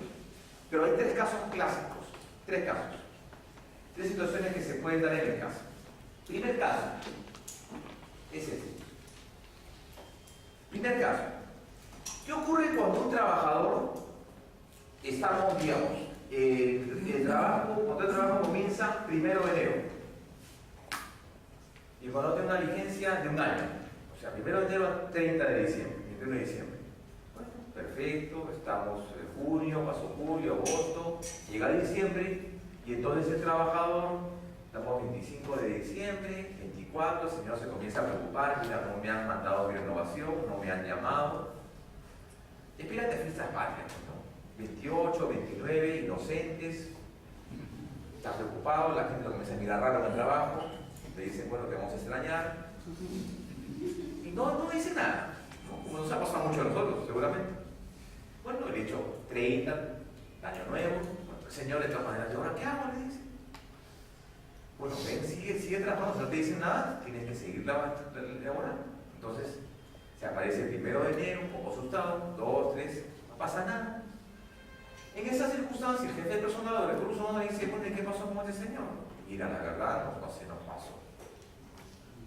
Mándale su carta. Pero el 7 le manda la carta recién. Entonces, en ese caso, el tribunal ha dicho: claro, ahí tienes qué cosa. La opción del tribunal es renovar el tiempo igual. Si el contrato es un año, será un año. Porque se entiende que en materia laboral ahí está, y los contratos se resumen, ¿no? Se resumen y se renuevan el mismo tiempo. Si el contrato fue 6 meses, igual. Perfecto, 6 meses tienes que renovarlo. Pero solamente una vez, nada más. Solamente una sola vez. De ahí la demanda es fundada, efectivamente. No se podrá pedir, pues, que esto se renueve de manera indefinida, ¿no? O definitiva, no se puede. Solamente es una sola vez. Por la cuestión de, se entiende que las cláusulas laborales se entiende que son renovables de manera unilateral cuando no hay una disposición del empleador. ¿Sí? ¿Estamos de acuerdo? Primer caso que se presenta en jurisprudencia. El segundo caso: el mismo trabajador que tiene contrato del 1 de enero, de 1 de diciembre, y entonces, más o menos en junio, el trabajador pues evidencia una suerte de, digamos, una serie de inconductas laborales. Entonces el empleador pues decide no esperar a diciembre que cumple el contrato y simplemente, ¿sabes qué? De manera intempestiva, unilateral y de manera arbitraria simplemente deja sin efecto el contrato. En junio. Entonces ahí el trabajador sí puede, tiene dos opciones: o acude a la vía procesal laboral o acude al amparo. Si acude al amparo, entonces ¿qué cosa tiene que probar? ¿Que es una relación laboral? No, el tribunal ya ha dicho que es relación laboral. 2, un contrato administrativo o un contrato laboral, tampoco, eso es irrelevante. Ahí la norma dice que el juez puede aplicar ¿qué cosa? 2 meses de penalidad, o puede ordenar que el contrato de CAS se renueve por 2 meses. Repito, 2 meses de penalidad o se renueva 2 meses más. ¿Qué es lo mismo? Hay un caso que me plantearon la vez pasada que decía: ¿y qué pasa cuando un trabajador pide ese mantenimiento permanente del caso? O sea, sentencia tras sentencia tras sentencia. Eso no puede hacer. El CAS simplemente se ordena una sola, ya sea por el hecho, aquí está, ya sea por el hecho de que se dé esta interrupción laboral, o ya sea por el hecho que que el empleador no ha cumplido con, digamos, esta renovación automática en materia contractual. Aquí está. Cuando el contrato administrativo del servicio sea resuelto unilateralmente sin mediar incumplimiento del contratado, el juez podrá aplicar una penalidad equivalente a la contratación que acaba de percibir hasta por un máximo de 2 meses. 2 meses. O 2 meses, o simplemente lo renueva 2 meses más, que es exactamente lo mismo. ¿De acuerdo? Que es exactamente lo mismo. Si el trabajador considera que no ha cometido una falta imputada que sustenta su despido o este cometió una sanción desproporcionada, podrá imponer la demanda solicitando que se elabore una indemnización equivalente a 2 meses. Bueno, 2 meses de indemnización o se prolonga 2 veces el vínculo laboral. ¿De acuerdo? El amparo entonces es inidóneo para el caso del CAS cuando se da por dos supuestos, ¿no? La vía ordinaria sería la vía laboral procesal. Ahí sería la vía correspondiente. ¿Bien? Bien. Ahora, lo que nos queda ahora en adelante es esto, analizar la sentencia. Una de las sentencias más importantes del tribunal, y además que adquiere la condición de precedente vinculante, ¿no? La sentencia Pedro Antonio Bailón Flores, expediente 206-2005 PATC. Sentencia que además no solamente constituye un precedente vinculante, es decir, una regla jurídica aplicable al caso en concreto a partir del cual el TC establece una regla de alcance general a casos homólogos. Es decir, no es una sentencia cualquiera, no es una jurisprudencia vinculante y obligatoria, es un precedente vinculante. ¿Cuál es el rótulo del precedente? Precedente vinculante que fija los criterios de procedibilidad para las demandas del amparo laboral. ¿Qué significa en suma este título bastante pomposo, ¿no? Significa cuáles son los supuestos, las condiciones que debería tener un proceso de amparo en materia laboral para que sea admitido o sea visto en sede constitucional. ¿Qué supuestos? ¿Qué elementos? ¿Qué tipo de despidos? ¿Y qué consideraciones debe tener un abogado al momento que recibe a su cliente y le dice, mira, ¿sabes que me han despedido? Perfecto. ¿Qué tipo de despido has tenido? Mira, he tenido despido nulo, arbitrario, fraudulento, incausado, o probablemente te han despedido tu trabajo porque la empresa que quebró o se frenó. Esa opción. En otras palabras, y así en cristiano, lo que plantea este precedente vinculante es qué tipos de despidos van a ser vistos en sede constitucional y los que no simplemente se excluyen y se mandan a la vía ordinaria. Eso es lo más importante. Y lo segundo es precisar o establecer algunas precisiones o reglas jurídicas para su tramitación. ¿De acuerdo? Eso es lo que plantea Pedro Antonio Bailón Flores, precedente vinculante en materia del amparo, de un amparo obviamente residual, pues, ¿no? Significa la existencia de la otra vía, ¿no? De la vía procesal laboral a la que debería ser derivado si no cuenta con estas condiciones. Pero Bailón Flores, además, ojo con esto, importante, Bailón Flores, aparte, ¿qué es lo que establece? Este criterio de despido nulo, de los despidos vistos en amparo, solamente tendrían efecto, ¿qué cosa? ¿Qué efecto? Únicamente el elemento de la reposición, ¿de acuerdo? Inicialmente. Ahora el tribunal ya ampliado ha dicho, perfecto, los amparos adscritos al presente de Bailón Flores tendrán entonces efectos indemnizatorios y efectos de reposición. Más adelante vamos a ver un cuadrito bastante trabajado al respecto. Pero otra cosa más, importantísima, Bailón Flores se aplica al régimen público, ¿de acuerdo? Régimen público, 276-005 del 90, régimen privado, 728, derecho laboral individual y colectivo. Los cuatro, público, régimen público, privado, individual y colectivo. O sea, digamos, Involucra pues a casi todos los elementos del ámbito laboral. Ahora, pregunto, ¿se aplicará el caso o no? ¿Se aplica el caso o no, Bayón Flores? ¿Se aplicará el régimen servil o no? ¿Qué dicen ustedes? ¿Cómo hemos desarrollado las cosas? ¿Se aplicará el caso o no? El caso tiene su propio criterio. Servil es un régimen especial. El presidente no solamente se aplica aquí, ¿a dónde? Régimen público, privado, individual, colectivo. Fue el caso. ¿De acuerdo? Y servil tampoco. Esa es la sentencia que hicimos hace un rato, la sentencia de Noguasco, que le hicimos referencia. Bueno, a ver. Nuevamente repito el tenor, no el rótulo del precedente. Se establecen cuáles son las actividades laborales individuales y colectivas, públicas o privadas, que deben ser dilucidadas a través de un proceso de amparo, del proceso laboral o del proceso contencioso administrativo. ¿Cuál es la razón por la cual el tribunal fija esa regla? En razón a dos elementos importantes tomar en cuenta: el artículo 5.1 y el 5.2 del Código. 5.1, ¿a qué se refiere? A la existencia del llamado contenido esencial en la demanda constitucional. ¿Qué significa? Que aquello que se demanda esté directamente o indirectamente contenido en la Constitución. Un contenido esencial. En materia laboral, por favor, eso que quede bien claro.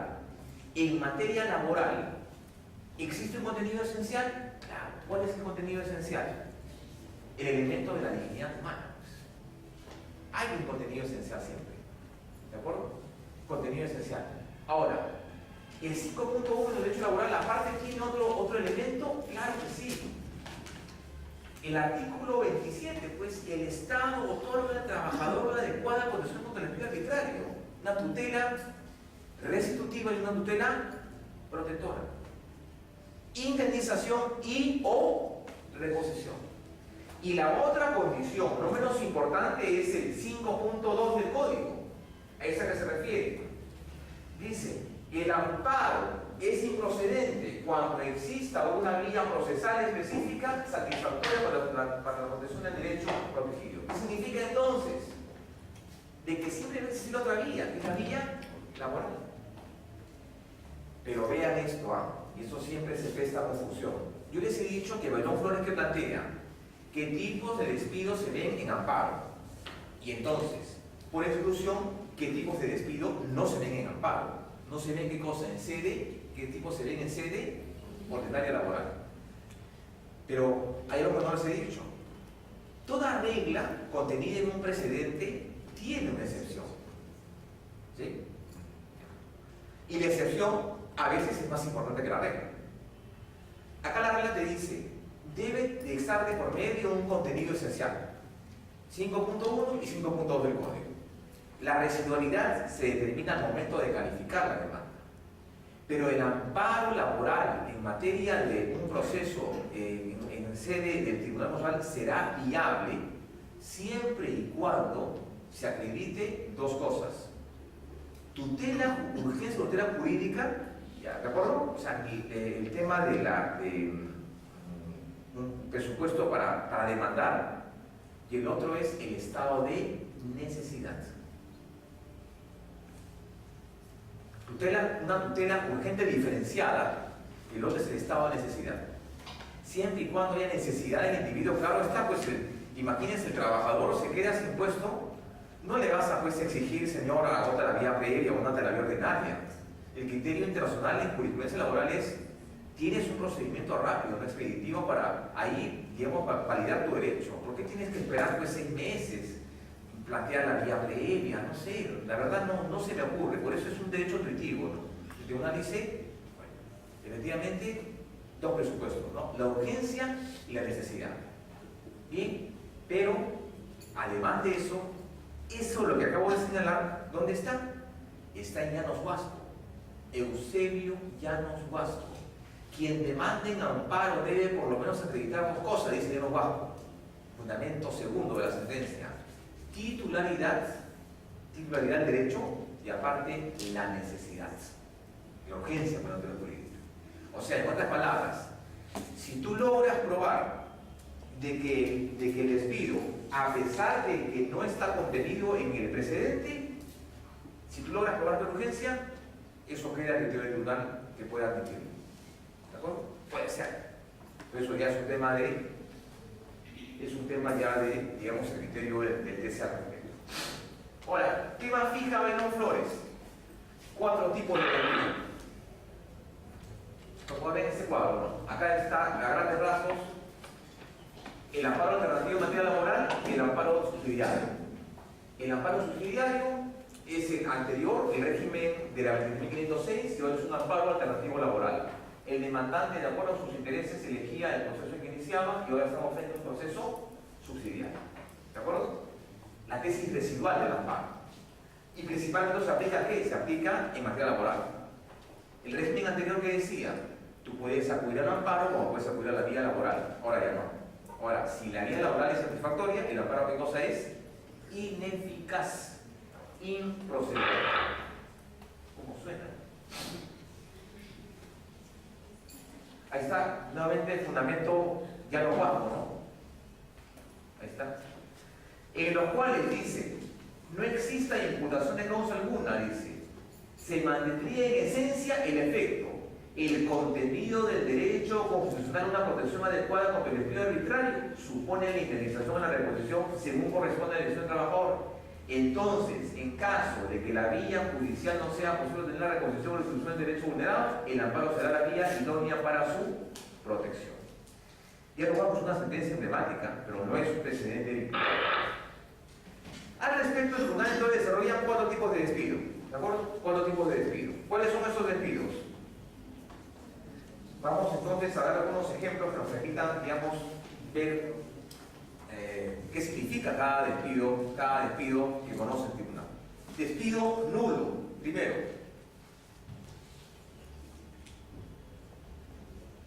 Habíamos dicho hace un rato que en el artículo, en el 728 y 26 existe el despido nulo, ¿no?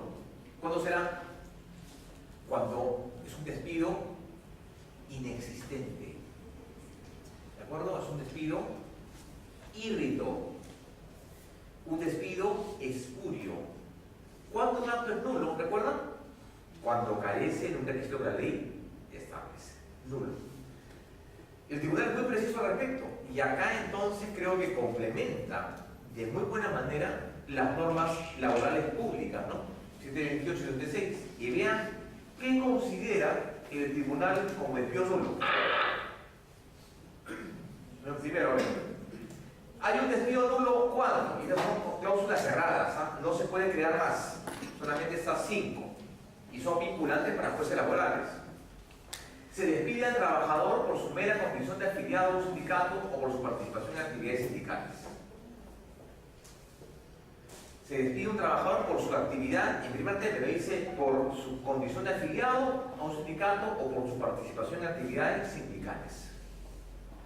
Recordemos que la legislación anterior solamente decía que existe una protección simplemente contra el líder sindical, por su condición de dirigente sindical. Pero acá dice, o por su participación, es decir, por el hecho del involucramiento en las actividades sindicales. 2. Se despide al trabajador por su mera condición de representante o candidato de los trabajadores o por haber actuado en esa condición. Eso ya estaba anteriormente en las normas laborales, ¿no? ¿Se acuerdan? O sea, el ser representante sindical goza una licencia, de acuerdo, si mal no recuerdo, el 124 de la OIT, ¿no? El acuerdo de la OIT establece eso. Tercero, se despide al trabajador por razones de discriminación derivados de sexo, raza, religión, opinión política, etc. Pero acá también es un criterio amplio, ¿no? Porque acá podemos incorporar una serie de elementos. Por ejemplo, orientación, discriminación, ya no solamente por sexo, no me refiero a hombre y mujer, sino... Y el tema de la homosexualidad, ¿cómo queda? O sea, no te despiden porque eres hombre o eres mujer. O el trabajo, digamos, al cual estás postulando no requiere pues hombre o mujer, sino simplemente no es ese el nivel, el plexo de discriminación, sino te discrimina porque eres homosexual. ¿De acuerdo? O las otras variables, me refiero a la LGTB. ¿No? La homosexualidad, que no es incluido ahí. Cualquier tipo de discriminación. Recordemos que el término discriminación, ¿a qué se refiere? Acá nos referimos con este tema de discriminación. ¿Será positiva o negativa? Hay una discriminación positiva y una discriminación negativa. La discriminación positiva es aquella que realza el contenido mediante la llamada acción positiva. Y la discriminación negativa es aquella, recordemos que la discriminación negativa es aquella que dice, hago una diferenciación para perjudicar. ¿De acuerdo? Para perjudicar. En este caso será una discriminación negativa. El cuarto, se despide al trabajador por su estado, a la trabajadora por su estado de embarazo. Siempre y cuando, ojo, el empleador sepa su estado de embarazo. Porque si no lo sabe, no es un despido nulo. ¿De acuerdo? Repito nuevamente. Se despide una trabajadora por su condición de embarazo, pero la condición es que el empleador sepa que estuvo embarazada. Y además la protege dentro de los 90 días posteriores, que se llama el estado puerperal. No sé exactamente qué significa ese estado. Algunas mujeres me han contado que es una situación de, digamos, sensibilidad, emotividad, depresión, en fin, pero la protege durante ese régimen. ¿De acuerdo? Ahora, el despido nulo, en ese caso, sí genera ¿qué cosa? Indemnización y reposición. ¿De acuerdo? Cuarto, dice, se despide al trabajador por ser portador de SIDA. ¿Y por qué el SIDA? Porque únicamente el SIDA. ¿Por qué el SIDA únicamente? ¿Por qué el SIDA? ¿Por qué el SIDA? Porque me imagino que es muy latente que pueda contraer eso, transmitirla inmediatamente, ¿no? Bien. Por cualquier descuido, sangre. Descuido. La razón es otra, mi estimado doctor. ¿Cuál? Es el tema de que es una de las enfermedades que se somatiza y aparte causa un término que se llama anatematización. Causa espanto, rechazo. O sea, si uno tiene SIDA se ve, pues, ¿no? Por el tema de lo que se llama el sarcoma de Kaposi, ¿no? En cambio, la enfermedad no es visible. ¿Recuerdan ustedes de esa película Filadelfia, no? Sí. Por eso. Es una enfermedad que se somatiza y aparte causa esto, ¿no? Una suerte de estigmatización. Por eso es que se castiga en especial ese tipo de conductas. Y se despide un trabajador por razones de discapacidad. ¿De acuerdo? ¿Sí? Despidos nulos, ¿ah?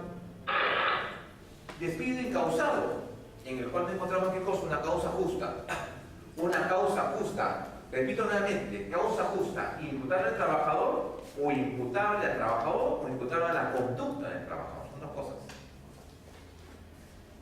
Una causa imputable al trabajador es, ¿sabes qué? Mira, has venido, has faltado de palabra, has agredido en el sector laboral. Y la otra es la conducta del trabajador. ¿Sabes qué? Has reducido ostensiblemente tu producción en los últimos meses. Si antes te producías 10 expedientes, ahora solamente naces 2 expedientes. ¿De acuerdo? Ahí encontramos una causal. Pero la otra también interpretación que usa el tribunal para descifrar el derecho laboral es que dice además, ¿y qué pasa con aquellas situaciones en las cuales existe la llamada pérdida de confianza? ¿Sabes qué? Ya no tengo confianza contigo. ¿No? ¿Ocurre? Lo admite. Ya no hay confianza. Un término, un caso subjetivo, ¿no? No tengo confianza ya. Y por eso yo no te puedo contratar. Este despido incausado, yo les voy a dar algunos casitos, digamos, como matiz de jurisprudencia. Hay un caso en especial de este incausado. Uno de los primeros casos que se vio era el caso de un trabajador que laboraba en Piura, ese caso se dio en Piura, que era grifero, era expendedor de un grifo. Y entonces ese señor estaba atendiendo a un cliente y entonces llega un señor con un vehículo y dice, ¿sabes qué? Llena el tanque de gasolina y entonces le paga, se despide y le dice, señor, un momento le voy a dar su boleta. No te preocupes, estoy apurado. No, en serio, no se preocupe, estoy apurado. El carro avanza, pasan 10 minutos y el señor viene con un ejército de supervisores de la ciudad. Y dice, ¿sabe qué, señor? Acá he venido 6 minutos, me han surtido de combustible, pero no me han dado factura, infracción tributaria. El grifo queda cerrado por 10 días. Y lo llaman el dueño del grifo y el grifo, el dueño pues se va con el trabajador, ¿no? Oye, porque no se entregó la factura, pero ¿sabes qué? Quedan despedido. Despido incausado. el acto queda ejecutado, se ejecuta antes de quedar consentido. No hay ninguna razón. No hay ninguna razón. ¿De acuerdo? Ahora, en algunos casos el despido incausado con el fraudulento también son similares, ¿no? Son similares. Recuerdo dos casos, por ejemplo, ¿no? Hay dos casos, por ejemplo, que dicen en jurisprudencia. Hay una sentencia Senati, una sentencia que llega al tribunal de Senati. Una sentencia en la cual dos trabajadores de Senati son encontrados en el baño besándose, ¿no? Pero por horario de la noche. Y automáticamente son despedidos, los dos. Pero, o sea, además son despedidos pues, de la peor manera, ¿no? Por haber cometido una falta grave, ¿no? Una falta grave. ¿Cuál es la falta grave? Besarse pues, con su enamorado en un baño de institución. No sé qué falta grave será eso, ¿no? Entonces, además, le aplican la pena más grave, ¿no? ¿Y cuál es la pena más grave? La separación definitiva, ¿no? Y además dicen con la imposibilidad para que pueda ser recomendado para que trabaje en otras entes del Estado, ¿no? En otros institutos de formación profesional. O por ejemplo aquella profesora de la universidad, y no quiero decir el nombre de la universidad, pero la Universidad San Martín de Porres, la Universidad San Martín de Porres, que en una oportunidad despidió a una docente porque se tomó conocimiento los de la universidad de que esa docente fumaba marihuana a las afueras de la universidad. Yo no sé pues qué delito tiene eso, ¿no? Puede ser legalmente cuestionado, pero no es delito, no es un delito, ¿no? Si no se fuera, claro, está en su derecho, ¿no? ¿De acuerdo? ¿Despido qué cosa? Incausado, ¿de acuerdo? Se produce despido incausado al trabajador, ya sea de manera verbal o mediante comunicación, sin expresar ninguna causa derivada de la conducta laboral que justifique. Despido incausado. Despido fraudulento. Acá se sitúa al trabajador en una situación de engaño, de estafa, de un desconocimiento. Para causarle qué cosa? Prejuicio. ¿De acuerdo? Para causarle qué cosa? Prejuicio. ¿Cuáles serían esos casos de despido fraudulento? Bueno, ocurre con mucha frecuencia, ¿no? Si me cuenta de que algunos trabajadores entran a un sector público y les hacen firmar hojas en blanco, ¿no? Hay un tema interesante acá, el caso Repsol, el caso Serpos Perú. En el caso de un señor, revisaron en la jurisprudencia Serpos del Perú, un trabajador de esta empresa de correos que había sido contratado por esta empresa Serpos y que tenía pues tenía un tema personal con su jefe, con su jefe inmediato. Entonces su jefe, después de 2 meses, decide hacer una auditoría a las máquinas, a los terminales de computadora. Y entonces advierte de que de la máquina de este señor, recientemente contratado, estaban saliendo correos institucionales con contenido pornográfico. Entonces el supervisor dice, de tu máquina. Entonces, sin necesidad de lacrar la máquina o una auditoría, simplemente determina que efectivamente el correo salió de esta máquina a los servidores de esta empresa. Lo que todos tenemos, pues el llamado IP, ¿no? Entonces simplemente lo despide así, de manera inmediata, ¿de acuerdo? Pero lo que se averiguó en sede del proceso constitucional fue de que efectivamente los correos salían de esa máquina, pero quien estaba mandando los correos no era el trabajador, era el antiguo trabajador que mantenía vigente su cuenta de correo. Pero claro, simplemente lo despidieron porque el IP salía de ese terminal. Aparte también el elemento de inmediatez, ¿no? Entonces, ahí estamos frente a un despido fraudulento. ¿Qué cosa hay? Un elemento de, digamos, de sorpresa, de engaño, de dolo, ¿no? De ¿cómo se llama situar al trabajador en una situación de desconocimiento. ¿Para qué? Para perjudicarlo, ¿no? Perverso, así es, perverso, dolo, engaño. ¿De acuerdo? Entonces, el último despido, ¿cuál sería? El despido fraudulento, hemos visto nulo y causado fraudulento. Eso nos lleva entonces a un último caso. Vean, ¿y qué ocurre cuando el trabajador se da por despedido? ¿Qué dice el tribunal al respecto? El trabajador se da por despedido por 2 cosas. O estoy trabajando en un lugar insalubre, o simplemente no me paga. No me paga. hace 2 meses que estoy sin paga. El trabajador se da por despedido. De tal forma que existe ya, o sea, criterio claro. ¿Qué tipo de casos se ven en amparo? Despido nulo, fraudulento, arbitrario, incausado. ¿Y qué tipos de casos se ven ahora en sede de jueces de trabajo? Impugnación de despidos y reposición, cese de actos de hostilidad en el empleador, ¿de acuerdo? Incumplimiento de disposiciones de normas laborales, cualquiera sea su naturaleza, pago de remuneraciones y beneficios. Y aparte todos los que tengan seguimiento probatorio, ¿no? Gratificaciones, CTS y demás. ¿De acuerdo?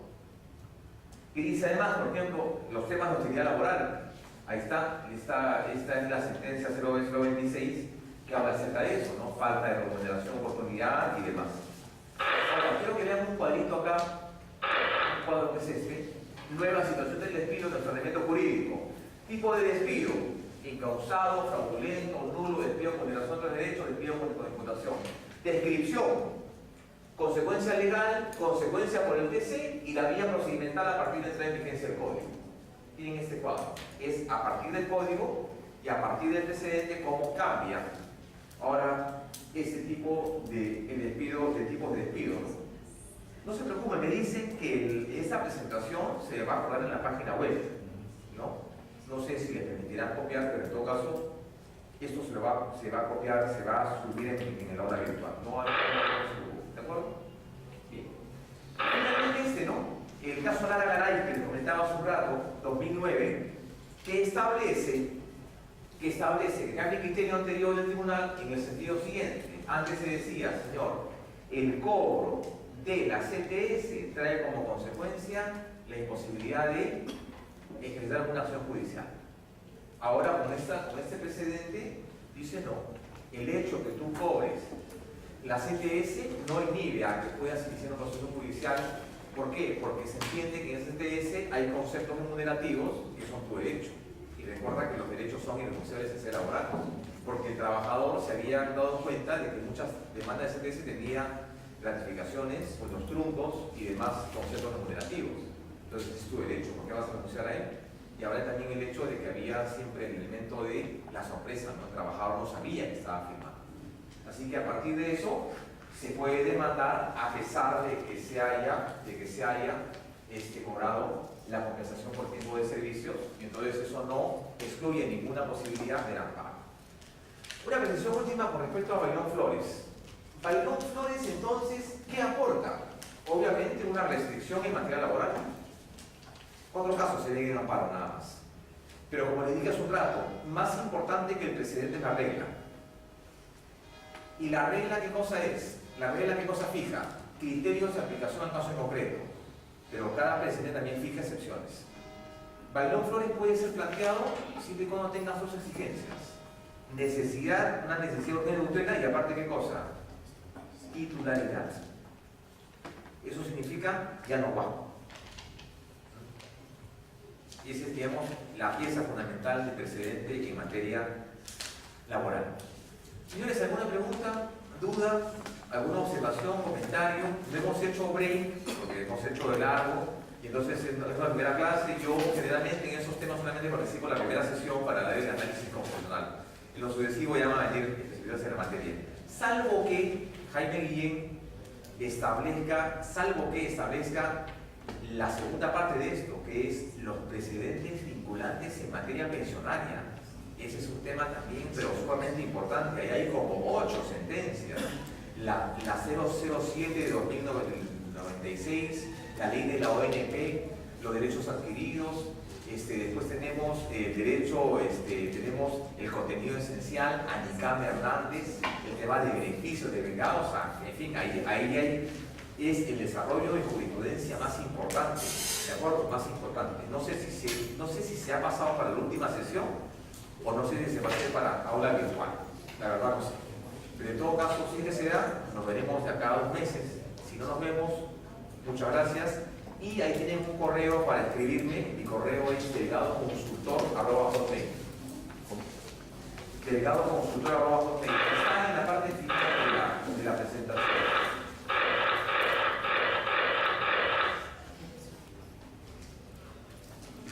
Me parece que me está, pero en todo caso tomé nota, es delgadoconsultor@hotmail. Delgadoconsultor@hotmail.com. ¿Ya? Sí, hotmail.com, ¿sí? Bueno, solamente para contratos, ¿no? Para contratos. También busquen mi Facebook, ¿sí? Bueno, muchas gracias. ¿Alguna pregunta? Tengo una pregunta. ¿Cómo no? Pero encantado. Usted había mencionado, sobre todo si nos volvemos a ver, me gustaría que trate sobre la sentencia 702 de 2002, acción de cumplimiento en el Tribunal Constitucional. ¿Presidente? Sí. El presidente en cumplimiento es 168, 2005. A ver, amiga, sí. Ya, pero yo le boté mayor información sobre este punto porque es uno que tiene más de... Es de la ley 23.908. Ya. Sueldo mínimo. Sobre los 3 sueldos mínimos vitales, ya. Que hasta la fecha de este Tribunal Constitucional no lo resuelve. A pesar de, como usted lo ha dicho bien claro, que está establecido, que es de cumplimiento obligatorio, no puede modificar. Entiendo que es sobre ese periodo solamente. Claro, lo que pasa es que allá respecto de estos sueldos mínimos sueldos vitales, hay varios criterios, ¿no? Estamos hablando de una serie... O sustitutorios, dice el Tribunal Constitucional. Entonces entendemos como sustitutorios a todos. ¿Cierto?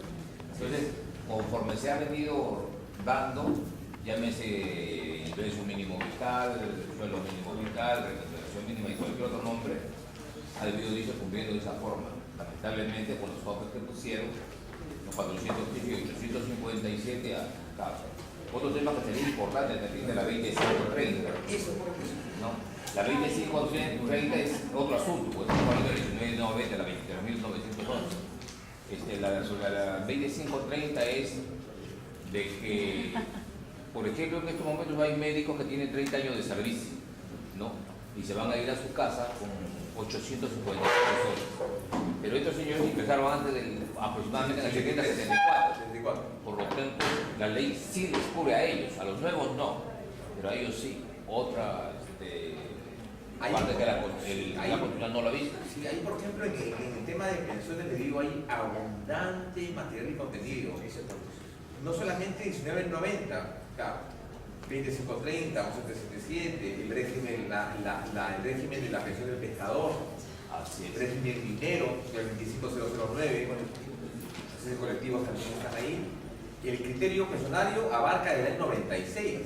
Hay dos sentencias emblemáticas, la 006-2007, la 006 y la 008, las que establecen derechos adquiridos del 96, 96-97. De ahí hay una que es importantísima, la 0010 del 2002, la reforma de la 2530, 650 páginas de sentencia. Otra pregunta que le antes era sobre los trabajadores de CAS, ¿no? El problema social. Los gobiernos municipales despiden lamentablemente cada gestión que ingresa a la gran cantidad del gobierno anterior, ¿no? Pero hay gobiernos municipales que han tenido dos periodos que suman 8 años. Sin embargo, han mantenido a su personal CAS y el nuevo gobierno que ingresa a partir del 1 de enero de 2015 saca todos los poderes sin respetar los derechos. En este caso, les corresponde solicitar su reposición, pero dice... Si hay una justificación para la renovación, recordemos que el CAS, la emisión del CAS es un contrato extraordinario y que no establece, digamos, una obligación para su renovación. Pero antes de ser CAS, pero antes de ser CAS era servicio no personal con los contratos simulados, ¿no? Como se dan la vuelta a la ley, ¿no? De contrato para labores específicas que lo mencionaba antes se pasaba. No hay ninguna obligación de recontratarlo, o sea, renovarles permanentemente el contrato. Sí, pero se convierte en una relación permanente, no serán nombrados, No serán nombrados, sí. Pero no hay obligación. El tribunal ha dicho en varias pero hay varias sentencias que han sido repuestos con servicios no personales. ¿Sentencia usted me dice del tribunal o del Poder Judicial? Del tribunal. Sí, he visto algunas, pero el criterio es no hay la obligación de renovación, no hay esa obligación, de manera permanente. Entonces, las sentencias del Tribunal Constitucional son vinculantes. Todas son vinculantes. Claro. Todas son Entonces, en vinculantes. esos casos se ¿se les puede aplicar a los que han sido despedidos con 8 años? Se podría siempre y cuando se den esos dos casos, doctor. Los dos casos que les presenté, las modalidades, cuando ha habido una introducción en medio periodo o cuando no se le renovó al final, entonces no se entendió que el contrato era de renovación automática. Son dos casos. Pero el tribunal había dicho, señor, en el caso de CAS, no es lo que usted contratar. Otro caso, bueno, también se nos pasó a hablar por tema de tipos, el caso Huatuco. ¿De quién? Huatuco. Precedente, es una sentencia importantísima. Caso Huatuco. Esa sentencia dice, ya vamos a recordar, dice, la sentencia dice que aquellos trabajadores que entraron al sector público sin concurso no pueden apoyar al amparo. O sea, si son despedidos, que están en la 2006, pero sin concurso no pueden apoyar el amparo constitucional. Ha habido casos que han sido Claro, un montón. ¿Qué porcentaje de trabajadores han ingresado al sector público sin concurso? Para ingresar al sector público necesitan tres cosas: opinión favorable, plaza y concurso, ¿no es así? Pero hay gente que no hace concurso. Si no entrase por concurso, quiere decir entonces que no puedes acudir al amparo. Siempre será la vía ordinaria, la vía idónea. O sea, el tribunal de alguna manera, digamos, te restringe tu derecho, ¿no? Y otra para concluir, por ejemplo, el caso de las municipalidades, ¿no? Hace 10 años, por decir, eran 250 trabajadores nombrados, por decir lo mínimo. Hoy día tienen 14 empleados nombrados y 18 obreros nombrados. Y 800 casas, con 4, 6, 8 años de servicio. 800. Entonces, tienen el derecho a solicitar que se les considere dentro de como contratados como permanentes. Tampoco. ¿Y en qué momento va a nombrar, estando prohibido el nombramiento en el Estado? No, el nombramiento del Estado está prohibido desde el año 2000, con la ley de Sí, presupuesto. yo entiendo que está prohibido, ¿no? Pero si antes eran 250 nombrados, ¿por qué ahora solamente se mantienen con 14 una organización, una corporación privada? Pero por eso el hecho que se haya reducido ostensiblemente el número de nombrados no significa que yo voy a ingresarlos a planilla, porque la ley de presupuesto del año 2000 dijo ya no hay. No, la ley de presupuesto siempre ha prohibido eso. Prohibido, está Pero prohibido. hay otras instituciones, que también otras municipalidades que han nombrado. Ahí sería irregular, me parece. Voy a traer para ver si me Ahí tiene mi correo.